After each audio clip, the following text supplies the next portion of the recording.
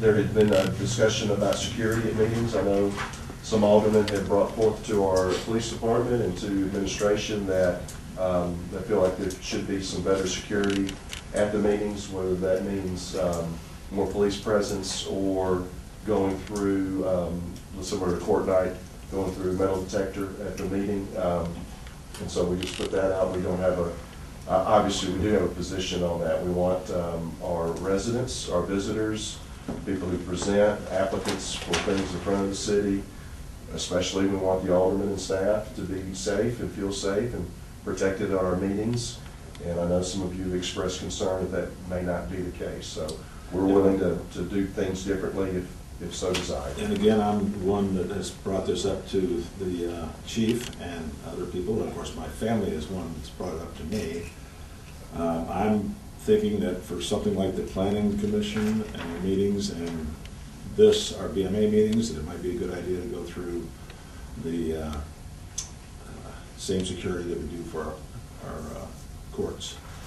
I know y'all know I've had a couple of times where the officers have had to be parked outside my house because of issues that came about. And I know that all y'all know we have Kevlar in front of our seats, so you may not know that, but so you can dive down if we have an active shooter. We're getting, I'm getting many requests for active shooter training, but we haven't done it. True. As a board, yeah, you're right. As a board, we haven't done it. I think we need to up our security. I think we need to up our knowledge of how to react in a situation like that. So that's why I brought it up, but my kids and my wife have been saying over and over again to me in the last recent couple of years that we need to up our security here. Well, I'm okay if in Kirkwood, Missouri, is it not? Is that where the council chamber? There's been a Minnesota one where there was a shootout, and there's been, so I mean, we want everybody there to be safe, that's for sure, including ourselves. I'm just bringing it up because I think it's time to take a look at it. And other thoughts? Yeah. Just conversations with Chief Hall and Deputy Chief Bright. We could easily use metal detectors that are there, used on court night, and funnel people through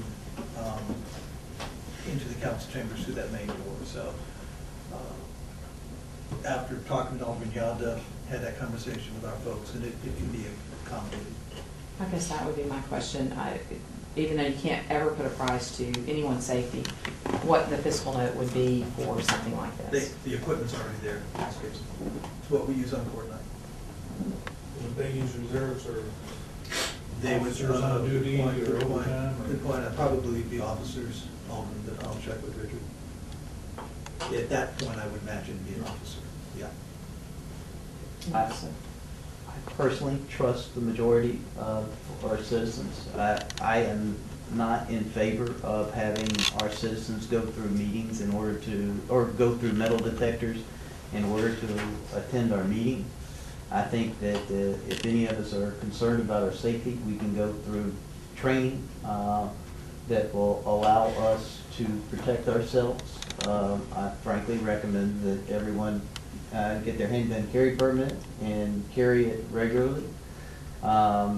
And go, like I said, go through the proper training and do that. But I would not be in favor of having our citizens go through metal detectors, because I think that in itself acts as a deterrent to a lot of people who feel like they're being herded like cattle, or funneled, as the city administrator said, into a meeting. And I don't think that's right. I don't think we have enough threats in this city to warrant that kind of infringement on our citizens' rights to attend these meetings. I'm really uncomfortable with it. I understand concerns about security, but I've been in much more dangerous situations than what we have in Germantown, Tennessee, and I took that on as my own personal risk when I decided to take on whatever job it was that I was taking on at the time, and we understood the dangers that I was in, and that was just part of the process and part of the responsibilities that I and my family accepted for the duties that I took on. Well, you bring up a good point. Does that mean that we as aldermen, I mean, are you bringing your gun into the chambers? Well, that's something I would never disclose to anyone, Alderman Gibson. And again, I would ask that of anyone, I guess that speaks to just the comfortable, whether you feel safe in that environment. And so, Our guns are not allowed in public buildings Not close by to the state police law, department. is that correct? That's correct. Yeah, Well, I mean, it's posted on our building too. I don't know, in coming up with this and talking to Patrick and the mayor, I felt concern about that same thing. If I felt I had to have a gun to come to a BMA meeting, I probably wouldn't come. I think that'd be a good decision. Just like the people who say, hey, how come I can't bring guns to our parks at the time, you know, that when they weren't, and I do have a gun permit. I'm trained in several ways. But if I thought I had to have a gun to go to one of the parks, I probably wouldn't go either. It's like that same question, what kind of gun do you take to a gunfight? Well, if I thought there was gonna be a gunfight, I'm not going either. But I think that times have changed.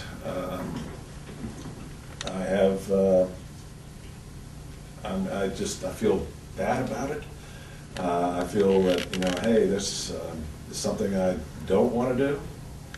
And I could be, you know, totally wrong or totally right on it. And I just get y'all's opinion. I'm not, you know, I'm not in stone on wanting that. I just think it may be a good idea. Let me just say this, most of your shootings occur in gun-free zones. Yeah. And so one of the I agree with that. So one of the other dangers that we have beyond that is that if people know that any one of us are disarmed, and this is why I would never disclose to you whether or not I was armed or not, because you want people wondering whether or not you are, frankly. So if it Well, you is, think that we aren't, though, I yeah, can tell you that. if they disclose that we aren't, or that the public isn't, and people recognize that you have a bunch of unarmed individuals coming in and out of this building, we're making them targets. We are making them targets for crime. We are making ourselves targets for crime. Well, let's And probably have our police here. And we're creating an, yeah, but how many times do you get escorted to your car? I don't ever get escorted to my car, and I don't want people knowing whether or not I am armed or not at that point, because the very deterrent effect that someone, that it might have on someone who just makes the assumption that you're armed can go a long way. So really, I'll defer to Scott Sanders on this. I mean, as a U.S. Marshal, he probably knows better than anyone the deterrent effect that it would have. I don't know the background of what may have happened in your specific case or your family's case. I know myself, attending meetings for the last several years, haven't felt uncomfortable, even when we had a large crowd and they were kind of upset about an issue. I've observed the officers we have in there. They look very capable, vigilant. They're aware of what's going on. I know there are issues with screening everyone that comes through. It slows down your process, and folks may be delayed getting in. It does deter some people from coming. I mean, I sometimes drive somewhere instead of going to the airport now that I'm retired because I don't want to go through security. I didn't used to have to.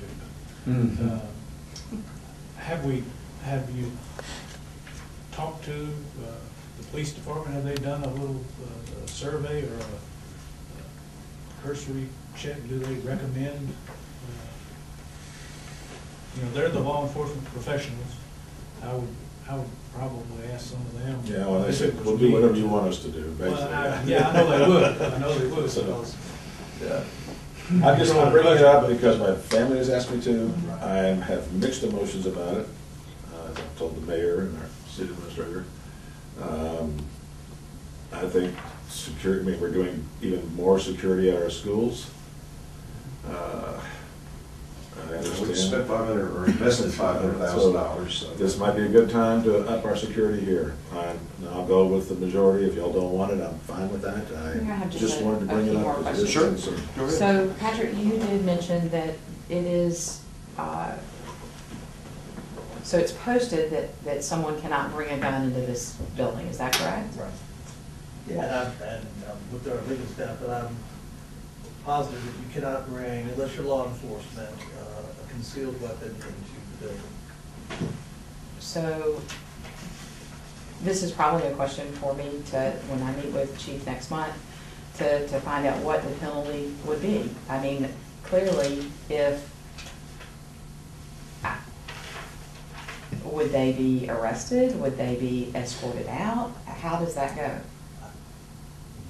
I don't think they'd be arrested, they'd be escorted, maybe the weapon confiscated, I don't know. I'm Right, not, okay, and again, that's, But to your point, Alderman Gibson, that's why we have the building posted the way we do, and it says no firearms on premises. Alderman Owens? Yeah, you know, I'm going to be pleading milquetoast on this. I really don't have a strong opinion either way. I don't feel particularly threatened when we are in board meetings, when I'm walking out to my car. Maybe that's naivete on my part, but I mean, and we've been in some hostile situations, at least in, you know, over the past years since I've been on the board. I feel good about the police presence we have there. I certainly wouldn't want that to change. I think they do a good job. I have a small concern about the deterrent factor of so, I'm going to use one of my favorite words. I'd like to ponder it.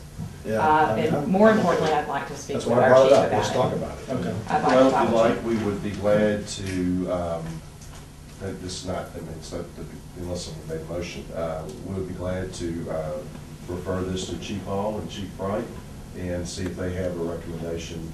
As it was brought up by Alderman Sanders, let's ask our valued professionals that we, you know, Chief Hall's incoming president of his Chiefs Association for the state. So we've got good people. We might as well ask those that are professionals what their opinion is. I'm good with that. We'll report back.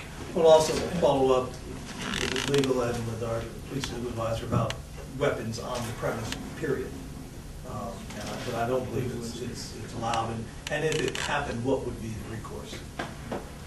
I think, didn't I'm good we with that. change, or you guys change, there used to be like 2 officers, and there now I notice 3, so I don't know if that More was. likely there's 3. It could be as many as between 2 and 4. It just all depends on the reserves and their hours and what their, those are all reserves, and some of them are a little bit more diligent on wanting to get a certain amount of hours. They kind of somewhat compete with each other. Okay, So I didn't know if that was a result of. I want to say there's always a minimum Years to of 2, but there Yes. could be as many as 4. So. In my opinion, if there is a real concern about safety, the first step would be to replace the reserve with the regular officers. I know at one time we had a member of our SWAT team there. That would be a very easy solution. It would be a more expensive solution, but that would be the first course of action. Patrick, the other thing that I would do is get Chief Hall's opinion on whether or not aldermen should be allowed to carry handguns, because I personally wouldn't have a problem. Handguns in the building? In the building, yeah, in the meetings, because I personally wouldn't have a problem with Alderman Yonda or Alderman Owens or Alderman Gibson or Alderman Sanders carrying firearms. And if Alderman Yonda is a concealed permit holder and he wants to carry his firearms in our meetings, I'm okay with that. Frankly, I don't welcome. think there's an exception between an alderman Yeah, I don't think and there- Joe I've checked Citizen. into it before. Yeah, it's not, you're not gonna provide that. You can get exceptions, and I recommend that you look But into. we can't get exceptions, and the law is what the law is. Well, continue. I would love to hear the rest of your thoughts, because I'd like to respond. Sure. No, I think that is my thought. You know, if Alderman Yonda it feels more comfortable carrying concealed, and he's gone through the process to do that, he should be allowed to. Certainly, I would welcome Scott Sanders carrying a firearm. Matter of fact, I think we should ask him to do it, quite frankly.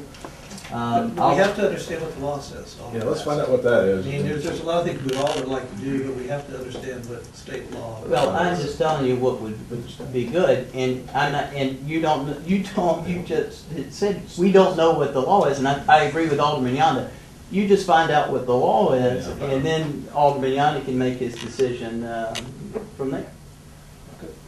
As far as just a response to that, I am not comfortable sitting next to you knowing that you have a gun, if you had a gun.